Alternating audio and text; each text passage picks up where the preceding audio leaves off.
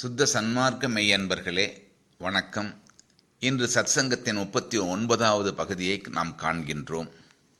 வள்ளல் பெருமான் அவா அறுத்தல் என்னும் பதிக தலைப்பிலே சுவையில் விருப்பம் கொள்வதும் சோற்றிலே விருப்பம் கொள்வதும் தவமெல்லாம் சுருங்க வைத்துவிடும் என்று கூறுவார்கள்.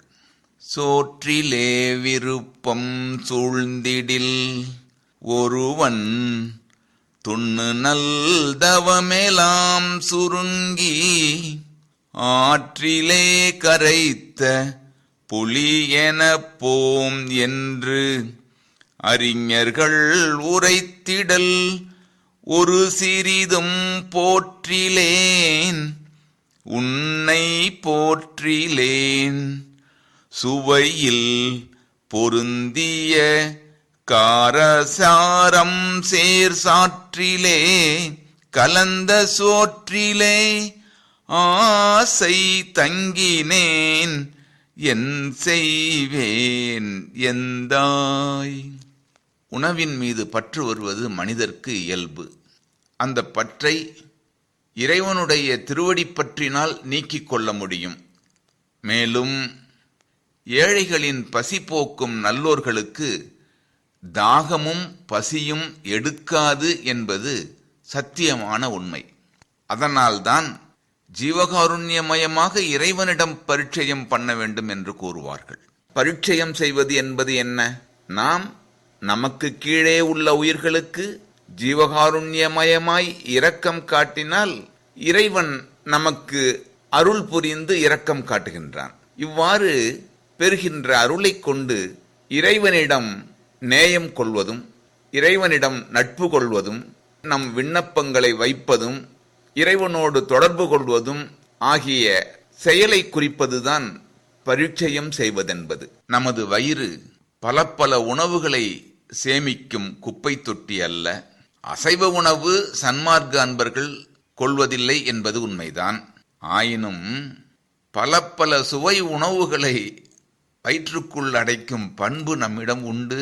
இறைவன் நம் உடம்பையே ஆலயமாக கொண்டு வாழ்கின்றான் என்பார் வள்ளல். அதனால் இந்த உடம்புக்கு ஆன்மாலயம் என்று பெயர், காரிய உருவம் என்றும் பெயர். இறைவன் இந்த உடம்பிலே காரியப்படுகின்றான் என்பது அதனுடைய பொருள். காரிய உருவம் என்பதனை இப்பொழுது கொஞ்சம் ஆழமாக காண இருக்கின்றோம். இந்தியாவில் ஏதேனும் ஒரு முச்சந்தியோ அல்லது கவனிப்பார் இல்லாத இடமோ கண்டால் அங்கே குப்பை கொட்டுவதை மக்கள் கடமையாக கருதுகின்றார்கள். அருகில் உள்ள வீட்டு குடித்தனக்காரர்களுக்கு இது மிகவும் துன்பம் தரும் செயலாகும். அங்கே துர்நாற்றமும் இருக்கும். இதை காணுகின்ற ஒரு அறிவாளி அந்த இடத்திலே தனது சொந்த செலவில் ஒரு சிறிய மேடையை அமைத்து அதிலே ஒரு சிவலிங்கத்தை வைத்து விடுவான். அதனை ஆரம்பத்தில் காணுகின்ற மக்கள் குப்பை தொட்டி சிவலிங்கம் என்று கூறுவார்கள். பிறகு குப்பை கொட்டவும் பயப்படுவார்கள். கொஞ்ச காலம் சென்ற பின் 10 பேர் சேர்ந்து ஒரு சிறிய கோயிலை கட்டி கைலாய சிவன் என்று அந்த இடத்திற்கு பெயரிடுவார்கள். ஒரு அந்தணரை வரவழைத்து பூஜைகள் செய்து அந்த இடத்தையே மக்கள் வணங்கும்படியும் செய்து விடுவார்கள். அதைப்போல நம் ஆன்மா வாழுமிடம் உடம்பெனும் ஆலயம்.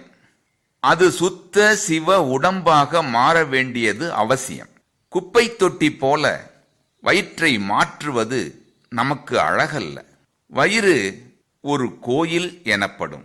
நமது அடிவயிற்றின் பிரம்மஸ்தானம் தொடங்கி தலைக்கு மேல் சுமார் 10 அங்குலத்திற்கும் மேலாக ஒரு சிவாகார பூரண ஸ்தம்பம் அல்லது சிவமாம் தன்மை கொண்ட ஒரு கொடிமரம் விளங்குகிறது.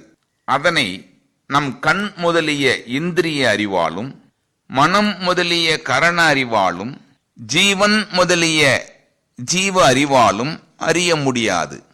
கடவுள் அறிவோடு கூடிய ஆன்ம அறிவுக்கு மாத்திரம் அது தெரியக்கூடியதாக இருக்கின்றது. அது ஆன்மாவுக்கும் கூட தெரிந்தும் தெரியாமலும் விளங்கும்.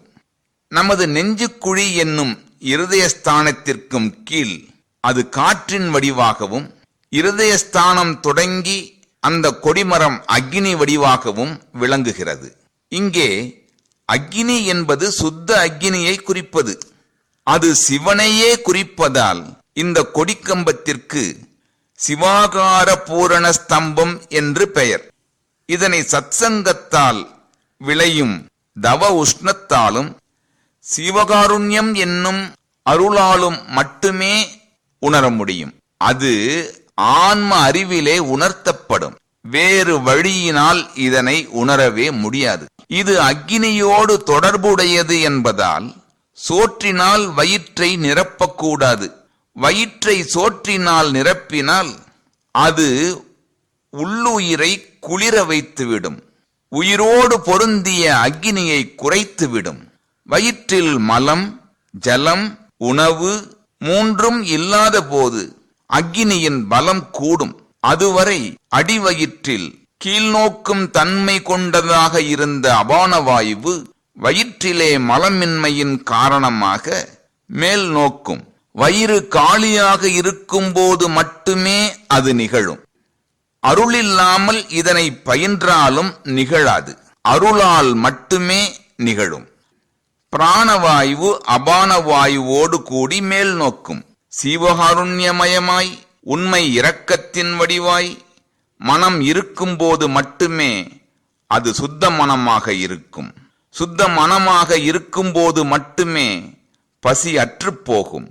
அப்போது மனத்தை சிற்சபையின் கண் வைத்து இறைவனை சிந்தை செய்து கொண்டிருந்தால் நம்முடைய மூச்சுக்காற்று உச்சிக்கு ஏறி அங்கேயே பொருந்தும்.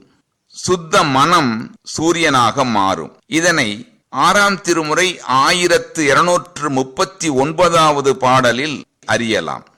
அப்போது பிராணவாயுவோடு கூடிய அபானவாயு மேல் நோக்கி இருதயத்தானத்தில் விளங்கும் அக்னியை பிரகாசப்படுத்தும். வேகாக்கால் என்பது வாயுவை குறிக்கும்.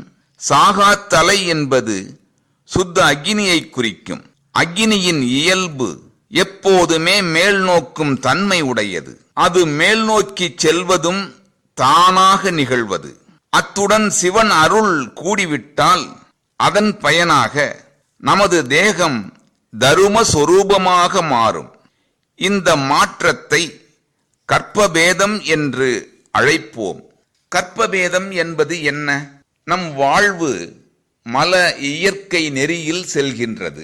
அதனை மாற்றி சுத்த சன்மார்க்க நெறியில் செல்ல வேண்டுமானால் நம்முடைய ஆன்ம இயற்கை என்னும் தர்மஸ்வரூபத்தை நாம் அடைய வேண்டும்.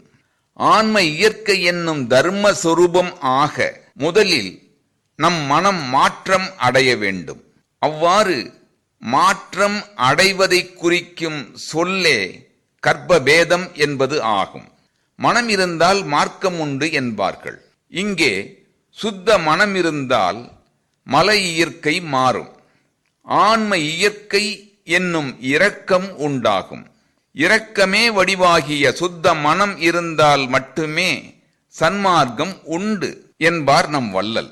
இதுதான் பிண்ட அனுபவ இலக்கண நியதி என்பார். பிண்டம் என்பது உடம்பு, நியதி என்பது நெறி. நம் பிண்டத்தை அல்லது உடம்பை அருள் இயற்கை மயமாக மாற்றும் நெறி என்பது இதன் பொருள். நமது சீவகாருண்ய நன்முயற்சியால் மாற்றிக்கொள்ளும் செயல் இதுவே ஆகும். அதனை நியதி என்றும் அருட்சிவ நெறி என்றும் கூறலாம். அதனால் விளையும் பயன் என்ன?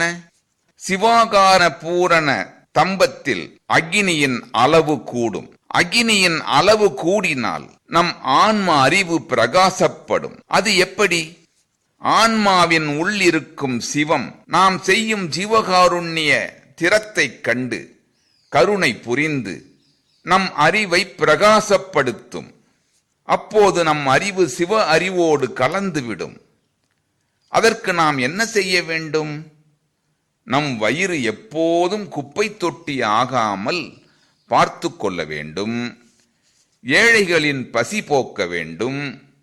இரவிலே கஞ்சி வகை உணவு எடுத்துக்கொள்ள வேண்டும், அல்லது அரை வயிறு மட்டுமே உண்ண வேண்டும். இரவு நேரத்திலே வேலையெல்லாம் முடிந்த பின்பு சுவையான உணவை தேடி காரில் அலையக்கூடாது. சுவை விருப்பம் நம் வயிற்றை குப்பை தொட்டியாக்கிவிடும். சோற்றிலே விருப்பம் சூழ்ந்திடில் வயிறு உணவினால் நிறைக்கப்படும். அதனால் தவமெனும் சுத்த அக்னித்தன்மை நம்மை விட்டு நீங்கிவிடும். பொதுவாக இரவில் நிறைந்த உணவு நம் உள்ளுயிரை குளிர வைத்துவிடும். இறைவனுடைய திருநாமம் சொல்லாமல் உள்ளே அடைக்கின்ற சோறு உள்ளுயிரை குளிர வைத்துவிடும் என்பார் நம் வள்ளல். இரவு 10 மணிக்கு மேல் எதை உண்டாலும் அது விஷமாக மாறும் என்பார் நம் வள்ளல். அவ்வாறு பாவப்பட்ட உணவை நம் வயிற்றுக்குள் அடைத்தால் நாம் செய்த தவமெல்லாம் ஆற்றிலே கரைத்த புலி என நீங்கிவிடும் என்பார். காரணம், அது நம் உள்ளுயிரை குளிர வைத்து வீணடித்துவிடும். நம் உடம்பிலே அருள் சூழ்வதற்கு பதிலாக இருளே சூழும். நாமெல்லாம் இல்லறத்தார்கள். அடுத்த பிறவியை தீர்மானிக்க வல்லது இந்த சுத்த அக்னிதான். அதனை இந்த பிறப்பிலேயே உணராமல் இனி எந்த பிறப்பிலே உணர்வது? அடுத்த பிறவி மனித பிறப்புதான் என்பதற்கு என்ன நிச்சயம் இருக்கிறது? ஆகவே சுத்த அக்னியை நாம் நிலைப்படுத்திக் கொள்ள வேண்டும். மனோ சங்கற்பங்கள் எல்லாம், விருப்பு வெறுப்புகள் எல்லாமே பிறப்புகளாக தோன்றுகின்றது. ஆகவே இப்பொழுதே மனத்தையும் உடம்பையும் உண்மை இரக்கத்தால் அருளாக மாற்றிக்கொள்வதே நமது கடமையாகும். வள்ளல் அருளிய இந்த கருத்தை நாம் அறிவிலே பதித்து விடுவோம். இன்னும் பல முறை இந்த உண்மையை நாம் அறிய வேண்டும். உரைநடை பகுதியில் இதனுடைய உண்மை கூறப்படுகின்றது. இந்த உண்மையை நாம் அறிய முயலுவோம். இதற்குள் சாகாத்தலை என்னும் சுத்த அக்னியும், வேகாக்கால் என்னும் பிராண அபான வாயுவும், போகாப்புணல் என்னும் இரக்கமும் அருளும் விளங்குவதை அறிவுடையோர் அருளால் அறிவார்கள். சுத்த மனம் என்னும் மண்மனம் நிலை பெறும். அது புருவமத்திக்கு மேல் சிற்சபையில் பொருந்தும். மண்மனம் எங்குண்டு வாயுவும் அங்குண்டு என்பார் நம் திருமூலர் பெருமான். ஆகவே நம் சுத்த மனத்தை நம் புருவ மத்தியில் விளங்கும் சிற்சபையில் நிறுத்தினால் அங்கே பிராணவாயு ஒடுங்கும். பிராணவாயு ஒடுங்கும் இடமே துரியம் எனப்படும். துரியம் எனப்படுவதே அறிவு அறிவாக விளங்குமிடம். அதுவே சத்குரு சந்நிதி. இதனை நமக்கு அறிவிப்பவர் திருமூலர் பெருமான்.